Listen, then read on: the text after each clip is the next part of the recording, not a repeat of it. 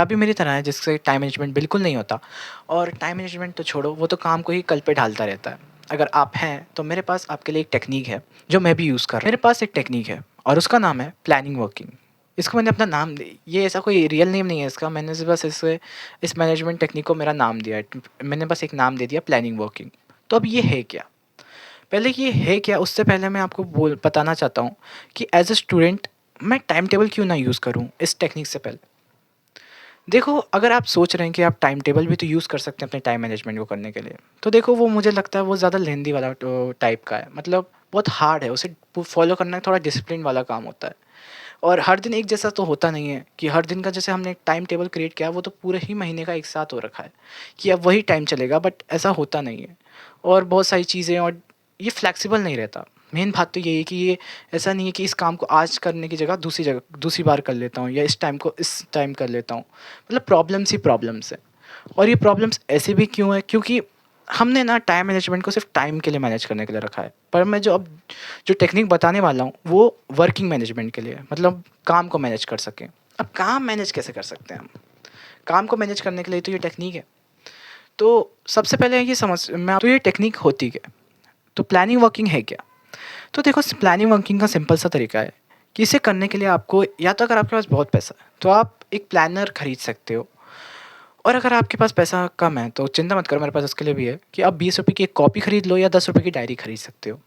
अगर आपके पास ये तो होना ही चाहिए, 10 रुपये तो होते हैं एज ए स्टूडेंट आपके पास। तो एक डायरी खरीद लो और उसके साथ एक पेंसिल या पेन खरीद लो। अब 5-10 रुपये का पेन आएगा और वो खरीद लो।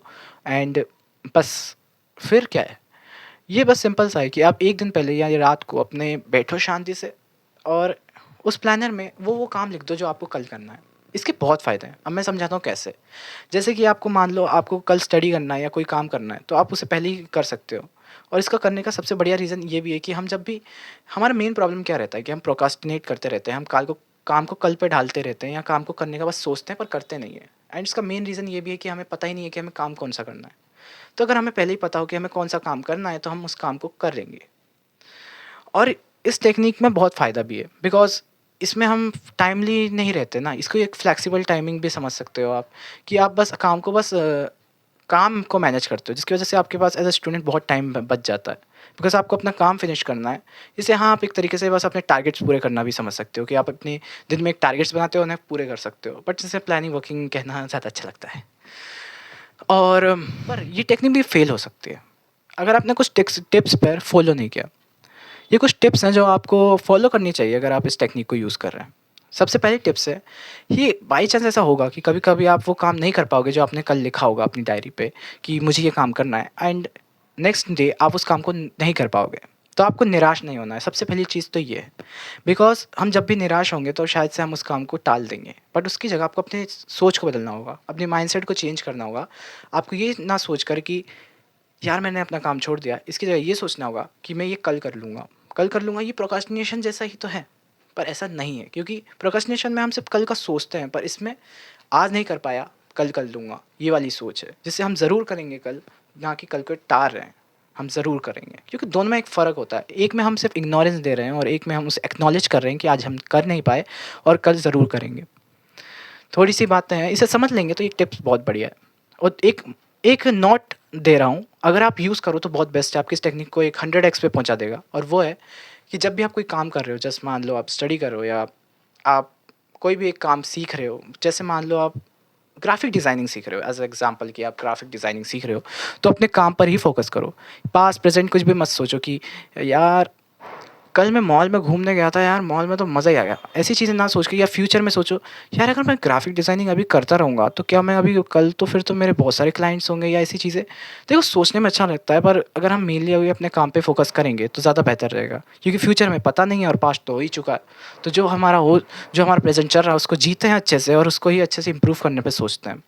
और ये इम्प्रूव करना ज़्यादा बेहतर रहेगा, व्हाइल हम ये सोचने पे कि हमारे कस्टमर्स आएँगे कि नहीं। पहले हमें उस चीज़ को सीखने में ज़्यादा ध्यान देना चाहिए ना। वैसे ही स्टडी का सिंपल है कि स्टडी करने के समय ये मत सोचो कि कोई रील माइंड में मत चलाओ, या रील की जगह ये मत सोचो कि पेपर में क्या करूँगा या नहीं। टेंशन लेने से अच्छा है कि बेहतर है कि आप उस चीज़ पर पहले पढ़ाई पे फ़ोकस करो, क्योंकि जब कुछ याद रहेगा तभी आप पेपर में लिख सकते हो, नहीं तो फिर हो गया घंटादार। और एक और टिप है जो और लास्ट टिप ये है कि ये मत सोचना कि कब करना है, पर ये सोचना कि करना है।